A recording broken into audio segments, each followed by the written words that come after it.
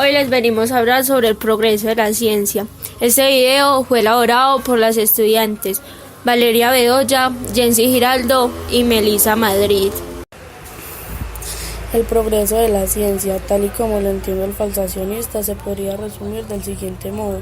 La ciencia comienza con problemas que van asociados a la comprensión de la estructura, dinámica o evolución de algunos aspectos de la naturaleza. Los científicos proponen hipótesis falsables como posibles soluciones con vistas a resolver tales retos. Las hipótesis conjuradas son entonces criticadas y algunas serán eliminadas rápidamente, otras alcanzan más éxito, por lo que deben someterse a críticas y pruebas más rigurosas. Cuando finalmente queda falsada una hipótesis que había superado el pasado, una gran variedad de pruebas exigentes, surge un nuevo problema. Sin embargo, afortunadamente, este último se encuentra muy alejado del original, al que había dado una solución provisional. El nuevo reto exige la proposición de nuevas hipótesis seguidas de nuevas críticas y pruebas, y de este modo el proceso aumentado continúa indefinidamente. Nunca se puede decir de una teoría que es verdadera, por mucho que haya superado todas las pruebas rigurosas a las que ha sido sometida hasta un momento dado. Sin embargo, sí es lícito afirmar que la teoría actual es superior a sus predecesoras, en la medida en que fue capaz de superar los tests que falsaron a aquellas. Importancia de la ciencia para el progreso de la humanidad. En la actualidad, la ciencia humaniza o deshumaniza. Esta es una pregunta muy popular en este tiempo, pues a veces los seres humanos consideran que la ciencia siempre va a favor del progreso, pero muchas veces no es así, puesto que esta es mal utilizada por el humano y se enfoca en la venganza y en el demostrar que no es más poderoso que el otro, haciendo de la ciencia un arma peligrosa. La ciencia genera respuesta a varios interrogantes del diario vivir, pero a veces el hombre confunde, ignora o evita ver las verdaderas necesidades del progreso, dejándose llevar por impulsos o ansias de poder, dejando de lado la prioridad de contribuir al mejoramiento ambiental. Con el buen manejo de la ciencia, el hombre puede llegar a hacer descubrimientos que revolucionan el mundo. Por ejemplo, en el ámbito médico se han logrado varios avances con el tratamiento de enfermedades terminales, como el cáncer, el SIDA, entre otros. También se han logrado avances en las cirugías plásticas, no solo por la vanidad, sino por la reconstrucción de personas víctimas de enfermedades que por accidentes han quedado con algún problema físico. A nivel genético también se han visto grandes descubrimientos, no solo en los humanos, sino en la experimentación con plantas y animales. La ciencia no solo ayuda a la calidad de vida del humano, también en sus dudas. Por ejemplo, en los últimos años, gracias a los avances tecnológicos, se ha podido llegar hasta lugares a los cuales nunca se esperaba llegar, como el espacio. Para muchas personas, sin la ciencia, el humano seguiría en la edad de piedra, pues no hubiera encontrado o creado sistemas básicos para sobrevivir. En fin último, la ciencia es ayudar y beneficiar al mundo y todo ser viviente en el que ella habita. La ciencia es el conocimiento producto de una práctica humana con reglas establecidas, cuya finalidad es obtener por diversos medios la manera de encontrar respuestas a interrogantes, dudas o deseos que los seres humanos tienen.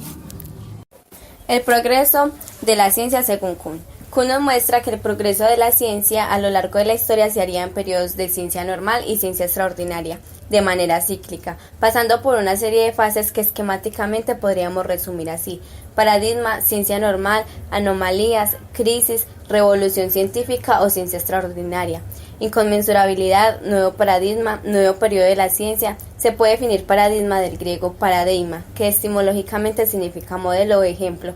Es un conjunto de reglas que rigen una determinada disciplina. Estas reglas normalmente se plantean como verdades que no cuestionan, porque son evidentes para los estudios de esta determinada disciplina. Se debería tener en cuenta las consecuencias de la actividad científica en la formación y educación de los futuros hombres y mujeres de ciencia y tecnología. Respeto por la dignidad humana, interés por ayudar a solucionar los problemas más graves de la propia sociedad, respeto por el medio ambiente. Sería interesante una filosofía de la ciencia capaz de concientizar sobre la necesidad de humanizar las actividades científicas en un mundo donde priman los medios sobre los fines, donde la ciencia ya no es la búsqueda desinteresada del saber, sino también la búsqueda del saber con intereses de todo tipo, mercantiles, políticos, para en el fondo controlar y dominar diversos ámbitos de la vida. Para Lacan, la ciencia sería el resultado de las actividades llevadas a cabo por las comunidades científicas, que usan los mismos métodos, conceptos y valores para su investigación. Las científicas se resuelven no solo con conocimientos, sino que intervienen factores sociales y culturales. El cambio de paradigma científico se produce cuando tras un previo debate todos los científicos de un área llegan a un consenso sobre el nuevo determinado modo de ver y explicar los problemas que sustituirá al paradigma previo. La percepción que las personas tienen de la ciencia resulta intrigante y curiosa, pero ¿qué es la ciencia? La ciencia es una actividad humana que tiene como fin conjuntar conocimientos precisos verificables mediante el método científico que se basa en la observación, hipótesis, teoría, experimentación y conclusiones. Con base a este método, la ciencia ayuda a explicar diversos fenómenos como los eclipses, el crecimiento de un árbol, la migración de las aves, entre otros. La ciencia apareció cuando la acumulación de la experiencia y los datos sobre los fenómenos que el hombre observó fueron suficientes para el desarrollo de los inventos como la rueda, el arco, la flecha y la confección de vestimenta. Por lo general, cada país tiene un diferente grado de cultura científica. Esto tiene que ver con el avance científico del país, aunque no siempre es el caso. La ciencia se basa en la acumulación de hechos y datos. En muchas ocasiones se distorsionan o completan leyes o teorías adaptando los nuevos conocimientos que mejoran lo existente, lo cual es básico para un mejor entendimiento de dicha hienda. En términos generales, la ciencia está hecha de hipótesis, por lo que en este proceso el valor de la experimentación y la observación empírica es fundamental, ya que estas son las bases para que una teoría sea aceptada y fundamentada. El físico Sir Lawrence Bragg, ganador del Premio Nobel, propone que la esencia del quehacer científico reside no tanto en el descubrimiento de nuevos hechos, sino en encontrar nuevas formas de interpretarlas. Por ejemplo, Albert Einstein no había podido realizar la teoría de la relatividad si hubiera estado aislado del pensamiento de sus colegas físicos. La estructura de la ciencia, puertas internas que la sostienen, pero en ocasiones actúan como poderosas barreras contra el levante del conocimiento, que los podríamos llamar establecimiento científico. Estas organizaciones como centro de investigación, sociedades científicas y mecanismos de difusión que están, por ejemplo, en revistas científicas, aunque como toda realización humana adoblece, realece y males dejando víctimas en ocasiones muy dramáticas. Un ejemplo es el de Jens Nash Philipsen, un joven médico húngaro que trabajaba en la primera clínica obstétrica en Viena, alrededor de 1805.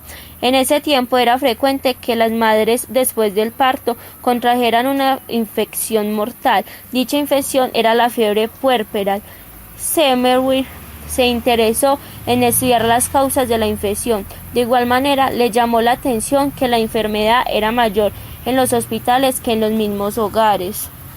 Él llegó a la conclusión de que el portador de sesión era el personal que atendía a las mujeres de inmediato Polaris, un experimento para probar su hipótesis en donde ordenó que todos debían lavarse las manos con agua, jabón e hipoclorito de calcio. Los resultados fueron contundentes. La aplicación de esta sencilla regla de higiene redujo la mortalidad a menos de 1%.